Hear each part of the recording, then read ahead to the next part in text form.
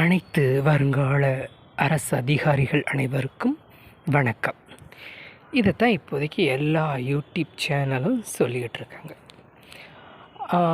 இப்போதைக்கு அவங்க போட்டிருக்கிறது 6250, ஒரு 6300 வேக்கன்சின்னு வச்சுக்கிடுவோமே. அப்ளை பண்ணியிருக்க 20 லட்சம் பேரும் அரசு அதிகாரிகளாக மாற முடியுமா அப்படின்னா முடியாது. அப்படி தானே?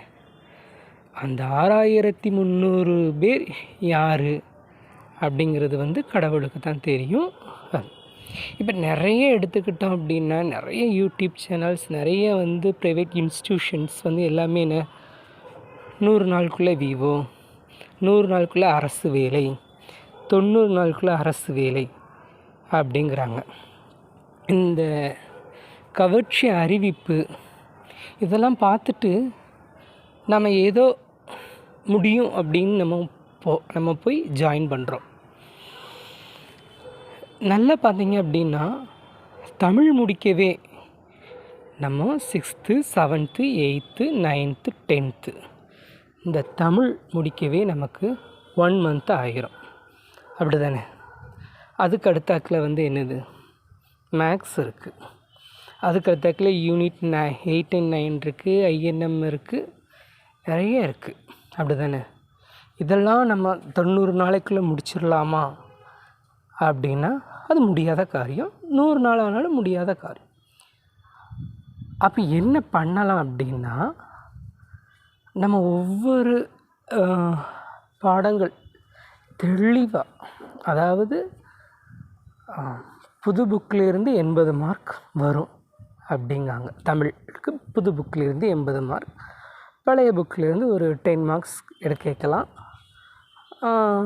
Out of syllabus, out of questions, அதாவது சிலபஸில் இருக்கும், இந்த புக்கில் இல்லாதது அப்படின்னு ஒரு 3 கொஸ்டின்ஸ் கேட்கலாம். 11th and 12th அதை வச்சு ஒரு 7 கொஸ்டின்ஸ் கேட்கலாம். மொத்தம் 100 கொஸ்டின்ஸ்.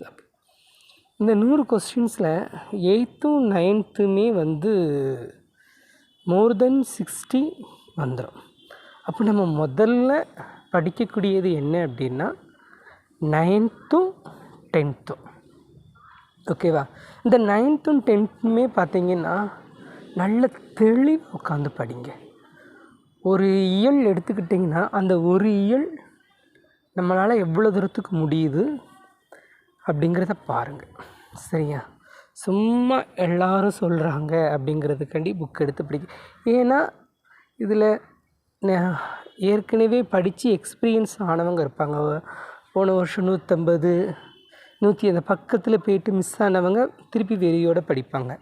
அவங்க ஏற்கனவே படித்ததை ஒரு ரிவைஸ் பண்ணிட்டாங்கன்னா அவங்களுக்கு திருப்பி எல்லாம் ஞாபகத்துக்கு வந்துடும்.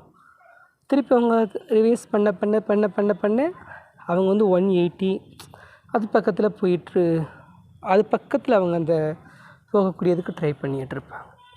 ரெண்டாவது, இப்போது நியூவாக வரவங்க, இப்போது காலேஜஸ் முடிச்சுட்டு வருவாங்க, அப்படி தானே? அவங்களுக்கும் அந்த டச்சு இருந்துக்கிட்டே இருக்கும். அப்படி தானே? அவங்க ஏற்கனவே காலேஜில் படிச்சிருப்பாங்க. தமிழில் சில குறுந்தொகையை பற்றி படிச்சிருக்கலாம். அகநானூறு, புறநானூறு, பதிற்று பத்து, பரிபாடல், நற்றிணை, இது கலித்தொகை, இதெல்லாம் பற்றி அவங்க என்ன செஞ்சுருக்கலாம், அவங்களுக்கு ஒரு எக்ஸ்பீரியன்ஸ் இருந்துக்கிட்டே இருக்கும். அவங்க படிப்பு பக்கத்துலேயே இருந்துகிட்ருப்பாங்க. பட் காலேஜஸ் முடித்து ஜாப் ஒர்க்குக்கு போய் ஒரு 10 years 15 years கேப்பில் இருக்கிறவங்க அந்த டச் இருக்காது. ஸோ நம்ம என்ன பண்ணியிருக்கணும்னா, நேரம் கிடைக்கும்போதெல்லாம் படிச்சிருக்கணும். பட் நம்ம அதை மிஸ் பண்ணிட்டோம். இப்போ நம்ம என்ன பண்ணலாம் அப்படின்னா, நீங்கள் எதுவுமே பண்ணாதீங்க. ஃபஸ்ட்டு தமிழ் எடுங்க, 9th and 10th முடிங்க. சரியா? 9 இயல் இருக்குது. இதில் 9 இயல் இருக்குன்னா 18 இயல். ஒரு நாளைக்கு ஒரு இயல்னாலும் 18 நாளைக்கு ஒரு 9th and 10th முடிச்சிடலாம். ஓகேவா? திருப்பி ரிவைஸ் பண்ணுங்கள்.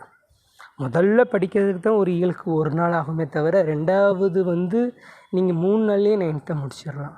அதுக்கு 3 நாளில் 10th முடிச்சிடலாம். அப்படி ரிவைஸ் பண்ணும்போது நமக்கு திரும்ப திரும்ப திரும்ப ஒரு இதை படிக்கும்போது நமக்கு ஆட்டோமேட்டிக்காக ஞாபகத்துக்கு வர ஆரம்பிச்சிடும். நெக்ஸ்ட்டு பார்த்தீங்க அப்படின்னா பாலிட்டி அதை எடுத்துக்கோங்க. அதில் வந்து நீங்கள் பார்த்தீங்கன்னா 10th வந்து இருக்குது. இந்திய அரசியலமைப்பு சட்டம் இருக்குது, மாநில அரசு இருக்குது, மத்திய அரசு இருக்குது. இந்த 3 படித்தாலுமே எப்படியும் குறைஞ்சது ஒரு 4-5 கொஸ்டின்ஸ் வரும். அதாவது புதுசாக படிக்கிறவங்களுக்கு தான் நான் சொல்கிறேன். அதாவது வந்து நீங்கள் தேர்வு வின் பண்ணுவீங்களான்னா கண்டிப்பாக முடியாத காரியம். அது நமக்கு நல்லா தெரியும். சில பேர் சொல்லுவாங்க நான் ஃபஸ்ட் அட்டம்ப்ட்லேயே அந்த ஃபஸ்ட்டு அட்டம்ப்டில் பாஸ் ஆகிறதுக்கு அவங்க எவ்வளவு வருஷத்துக்கு முன்னால், ஒரு வருஷமோ இல்லை போன குரூப் 4 முடிஞ்சது இப்போ தான் அவங்களுக்கு வந்து என்னது ஏஜ் ஆகிருக்கும், இல்லை இதுக்கு முன்னாடி எழுதியிருக்க மாட்டாங்க. சரி எழுதி பார்ப்போம்னு சொல்லிவிட்டு ஒரு 6 மந்த் அவங்க வந்து என்ன பண்ணியிருப்பாங்க, ட்ரை பண்ணிகிட்ருப்பாங்க, ஃபுல்லாக முடிச்சிருப்பாங்க. இப்போ வந்து அவங்க ரிவைஸ்லேயும் டெஸ்ட்லேயும் ஓடிட்டுருக்கும். ஸோ அவங்கக்கிட்ட நம்ம போட்டி போட முடியுமான்னா அப்போ அவங்கள விட நிறைய எஃபெக்ட் எடுத்தால் தான் முடியும். அப்படி தானே? அதுக்குன்னு முடியாது அப்படின்னு சொல்லிட்டு கிடையாது. அதுக்குன்னு நிறைய எஃபெக்ட் எடுக்கும். அப்போ நம்ம என்ன எஃபெக்ட், சார் நான் வேலைக்கு போகணும் அப்படி தானே, அதில் எப்படியும் 10-11 மணி நேரம் முடிஞ்சிடும். மீதி இருக்குது 12 மணி நேரம். அதில் 8 மணி நேரம் தூக்கத்தில் முடிஞ்சிடும். மீதி 4 மணி நேரம். இந்த 4 மணி நேரத்தில் காலையில் சாப்பாடு, பல் தேய்க்கிறது, குளிக்கிறது, பாத்ரூம் போகிறது, இது 1 மணி நேரம் முடிஞ்சு. மீதி 3 மணி நேரம் இருக்குது. ஸோ அந்த 3 மணி நேரத்தை நம்ம வந்து என்ன பண்ணணும்னா யூஸ்ஃபுல்லாக மாற்றணும். சில பேர் சொல்லுவாங்க ஆனால் காலையில் 4 மணிக்கு இந்த தவ வாழ்க்கை வாழுங்க அப்படின்னு. ஆல்ரெடி நம்ம வந்து என்ன பண்ணிகிட்ருக்கோம், வேலைக்கு போய் நம்ம வந்து உடல் வலி கஷ்டத்தோடு வந்து அதுக்கிட்ட போராடிட்டு அந்த இதில் வந்து அதான் சொல்கிறது ஈஸி. அடுத்தவங்க வந்து எப்போதுமே வந்து சொல்கிறது ஈஸி, ஆனால் செயல்படுத்துறது கஷ்டம். நான் இந்த 3 மணி நேரத்துக்கூட நீங்கள் என்ன பண்ணுறீங்கன்னா 4 மணிக்கெலாம் எந்திரிக்க வேண்டாம், ஒரு 5 மணிக்கு எந்திரிங்க, 7 மணி வரைக்கும் படிங்க. அந்த 3 மணி நேரம் ப்ளஸ் இந்த 2 மணி நேரம், இப்போ 5 மணி நேரம் ஆச்சா? அப்போ ஓரளவுக்கு நம்ம வந்து என்ன பண்ணுறோம், முந்தியோட தயாராகிட்டுருக்கோம்.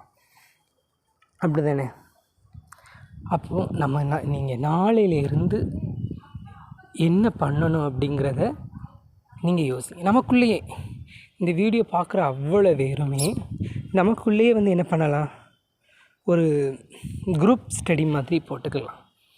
காலையில் எழுந்திரிச்சி நீங்கள் கமெண்ட் பண்ணுங்கள், காலையில் எழுந்திரிச்சி நான் இதெல்லாம் படித்தேன், இந்த மேக்ஸ் பார்த்தேன், பாலிட்டிக்கில் இந்த லெசன் நான் பார்த்தேன் அப்படிங்கிறத சொல்லுங்கள். ஓகேவா? நம்ம தொடர்ந்து போராடுவோம். இந்த திருப்பு கண்டிப்பாக நம்ம அதாவது வந்து எல்லாத்துக்கும் வேலை கிடைக்கணும் அப்படிங்கிறது ஆசை. சில பேர் வந்து அவமானப்பட்டுக்கிட்டே இருப்பாங்க. உறவினர்களால், உற்றார்களால், தன் குடும்ப உறுப்பினர்களால் அவமானப்பட்டுகிட்டே இருப்பாங்க.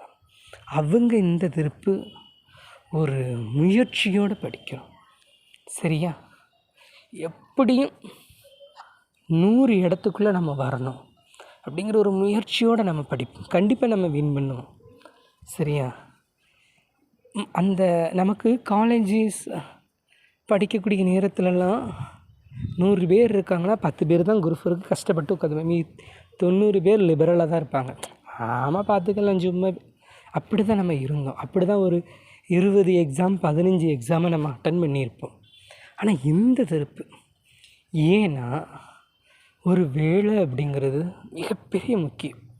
இந்த கொரோனா காலகட்டத்துக்கு அடுத்தாக்கில் நிறைய வேலை வாய்ப்பின்மை பெருகிட்டு தான் இருக்குது. அப்படி தானே?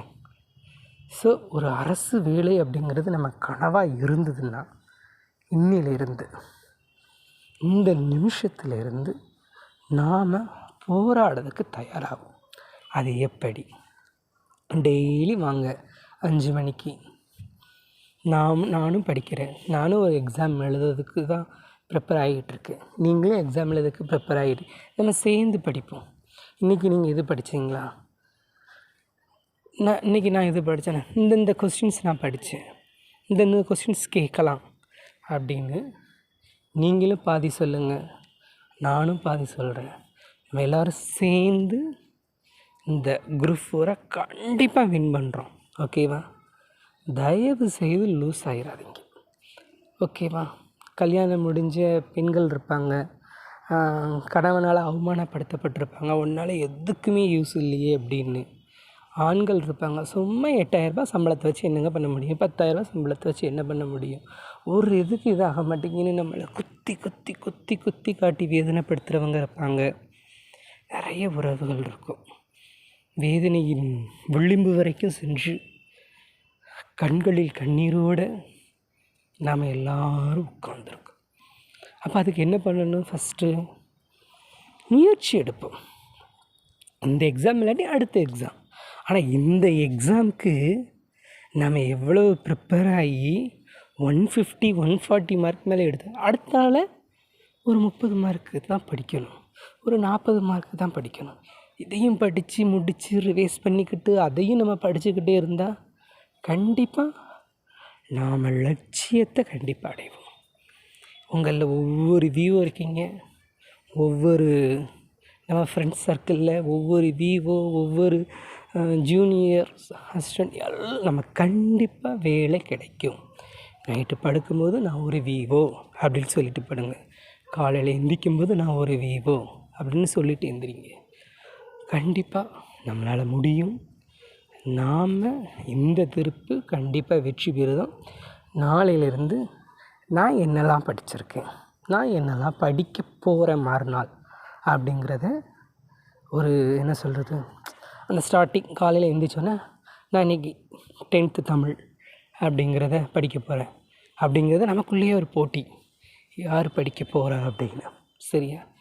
இந்த வீடியோ பார்க்குறவங்க அவ்வளோ பேரும் ஜாயின் பண்ணுங்கள், லைக் பண்ணுங்கள், தயவுசெய்து கமெண்ட் பண்ணுங்கள். ஓகேவா? நம்ம கண்டிப்பாக படிக்கலாம். நம்ம முயற்சி திருவினையாக்கும். நம்ம முயற்சியோடு படிப்போம், நம்ம வாழ்க்கையில் லட்சியத்தோடு படிப்போம். கண்டிப்பாக 2025 டிஎன்பிசி ஆஃபீஸ் முன்னாடி நின்றுக்கிட்டு நான் ஒரு கவர்மெண்ட் ஆஃபீஸர்னு ஒரு ஃபோட்டோ எடுக்கணும். ஓகேவா? இல்லையா, கிடைக்கலையா, ஃபீல் பண்ணாதீங்க. நம்ம 90 100 110 140ன்னு எடுத்துகிட்டு இருந்த நாம் இன்றைக்கி 190 210 220ங்கிற அளவுக்கு முன்னேறி இருக்கோம். பெருமைப்படுங்க. ஒவ்வொரு மார்க்குக்கு நீங்கள் உழைச்சதை நினச்சி பெருமைப்படுங்க. ஓகேவா? இந்த வருஷம் இல்லாட்டி அடுத்த வருஷம் அப்படிங்கிற முயற்சியோட அடுத்த வருஷத்துக்கு நான் இந்த வருஷமே என்னை நான் தயார்படுத்திக்கிடுதுங்கிற ஒரு வெறியோடு படிங்க. அடுத்த வருஷம் இல்லை, இந்த வருஷமே நாம் தட்டுறோம் தூக்குறோம்.